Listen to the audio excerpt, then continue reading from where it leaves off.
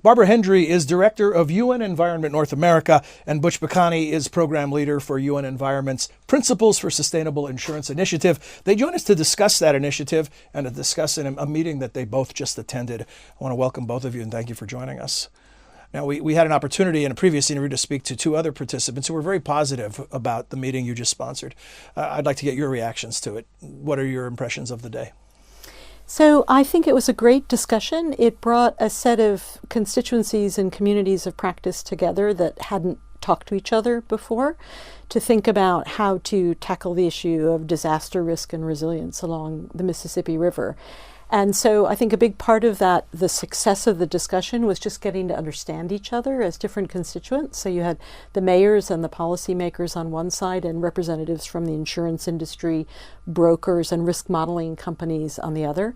And that was a really interesting conversation that surfaced a lot of things that reflected some of the perhaps misunderstandings that had been extant between those two communities. I can't resist asking you you've baited the hook. Give us an example. What was something that was surprising? So one of the things that was really interesting to me was mayors expressing the fact that they have a real challenge in terms of talking to their constituents about really spreading the amount of the percentage of the population that are insured. Mm-hmm. It's very difficult for them to spend political capital to spread that message when people are facing real risk and destitution, and they feel that they don't necessarily have the political capital to bring that message. They need other partners to help them to do that. That's something that I hadn't thought about, is how can they manage the political market that they're in? And explain to us what UN Environment North America's role is in these proceedings and why you've taken a particular interest in this project. So this is very interesting. We've never done this before as UN Environment. We've never partnered with mayors in the American heartland. Our vision for how UN Environment North America can be useful is to really use our platform to bring diverse stakeholders together, to actually generate impact and solutions, not just globally, we're a global organization, but actually that are very relevant to this region. So this is a first step for us. We hope the first of many. Butch, tell us about your impressions of today. Was it a useful meeting for you as well? For sure. I think one of the important highlights is that a common language of risk between the mayors and the insurance industry. Everyone had a common understanding and agenda to be able to better manage risk in communities, and that is also what is the insurance industry for. The core business of the insurance industry is to understand and manage risk, and these are the risks that the mayors are facing, whether it's storms, hurricanes, floods. These are very real live examples of what's happening nowadays. So I think there was a common understanding there of where to start from. And that's what the day was all about. So that was already a very important insight that came out of the day. And your project, the Principles for Sustainable Insurance Initiative. Tell us about that project, what you're hoping to achieve, and how that relates to this meeting today. Right. So the Principles for Sustainable Insurance are a set of global principles that were forged by the global insurance industry together with the United Nations through UN Environment that were launched in 2012. And the whole idea of these principles is how to strengthen the contribution of the global insurance industry to building more resilient, more inclusive, and more sustainable communities and economies out there. It has already led to the largest collaborative initiative between the UN and the UN and the global insurance industry. And the whole agenda is simple. We want to be able to harness, the UN wants to be able to harness and work together with the insurance industry its triple role in contributing to economic, social, and environmental sustainability. That's one role is to better understand, prevent, and reduce risk through better land use planning, better building codes, better building standards, better risk assessment. Insurance solutions is the second role. How can you can't eliminate all risks, so there will always be a residual risk that has to be absorbed, and public finance is not enough for that. So how can you also have insurance solutions from a private market that will complement that? And then finally is an aspect of the global insurance industry which is largely untapped. Globally, the insurance industry manages over 30 trillion in assets under management. How that capital is deployed would have a telling impact on how resilient and sustainable cities and towns will be. Is there either country or region or particular municipality who is farther ahead on this that could be used as a global model? There are excellent examples around the world. In other countries, for example, in Africa, African states have come together to better understand their drought risk, and that's the creation of the African Risk Capacity Insurance Facility. In the Caribbean states have come together to understand their hurricane risk and flood risk, and they've formed together a facility that can help them better manage these risks. In Europe, you also have Nordic countries in Norway and Denmark, where cities and actually the insurance industry are coming together to actually reduce risk on the ground through by sharing loss data, for example, so that development planning by cities is more risk informed. So there are many examples out there, and there's no reason why those things cannot happen here. And what's important here that we've seen is that there is a common vision by the Mississippi River's mayors to come together and say, we have a whole set of risks along the whole corridor, and we're coming together to understand and better manage that together with the insurance industry. So when you think about the challenges involved with addressing the types of problems that you're addressing, people think of things like climate change as an obvious one, and the kind of storms and disruptions that come with that.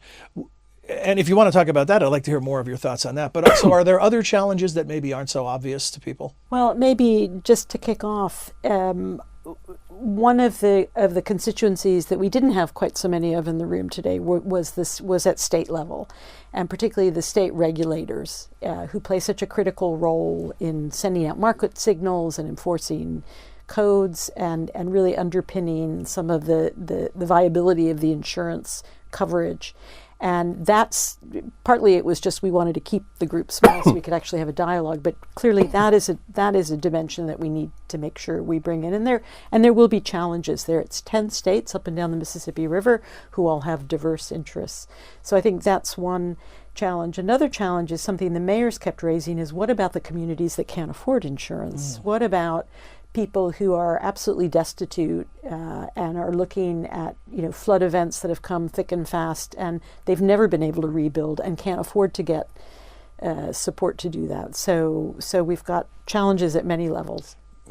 Any thoughts on that, Butch? What other challenges? I think another challenge beyond the issue itself of extreme events, for example, Yes. is really time horizon. So you need to look far into the future and not simply address what's in store for the next year. So if you're talking about, for example, city infrastructure, you need to really have a long-term agenda. And sometimes, whether it's on the private sector side, on business, or on the political side, and the public sector side, these horizons are shorter. And next quarter profits or next election, not exactly 20 years out. Exactly, and you're really thinking about long-term resilience and sustainability here. So that's one. The other challenge, I think, is fragmentation. So I think the recipe for success is here because the mayors have come together to say we have a common shared risk, and we need to address that collectively. And the insurers, who are fierce competitors in the market, have come here in a pre-competitive space. And that's important to be able to look into collaborative solutions going forward. So it's very important to look into these areas, for example, of really to forge solutions. Your notion of the time horizon spurs a thought in my head about, do we have enough time to address some of these issues? I know that's an imponderable on one level, but what is your sense of the amount of activity, the type that you're involved in, and the sense of urgency versus how much time we have to make these decisions before we reach some point of no return? Ooh, that's a tough question. I know it's sort of the dystopia question, or the. It's really difficult to answer that. I think the thing that I would say is that I had the sense that people in the room understand that we have to find a solution. There is a sense of urgency. There is a sense of urgency. The Mississippi River has been facing 500-year, 100-year, 1,000-year flood events all within the last 10 years. The penny has absolutely dropped that something has to be done. and that they need new partners and diverse partners to be able to do that. So there's a kind of general will there. The trick is, how do you challenge it? How do you channel it? Is this Mississippi River Cities and Towns initiative unique, looking at the nation or the globe, or are there similar sort of cooperatives around important resources or areas with particular risks associated with them? Oh, there are definitely other examples around the world. For example, in Australia, the insurance industry, together with other parts of business, have worked with the Australian government to form the Australian Business Roundtable for disaster resilient communities. And there are others in Asia, in Africa. So this is what we're seeing at UN Environment, because we have a global mandate, is that we're seeing creative partnerships, innovation, whereas before it was simply public sector or private sector. But now we're really looking at public-private and also civil society coming on board to the agenda. And this is where the UN, as the convening power of the UN to bring together multiple stakeholders, becomes a real asset. It's very encouraging to hear the silos are falling, and you're helping make that happen. Final thought is on next steps. I asked our previous guests when we had Mr. Kaplan from the insurance industry and Mayor Johnson in here, I suggested this isn't just the beginning, right? I mean, this isn't just a one-off. This is the beginning of a collaboration. Do you have the same vision for this? Do you see this as... I'd like to know what they said. They said they're in it for the long haul, that they would like to see this be just a first meeting, but not the end of the discussion.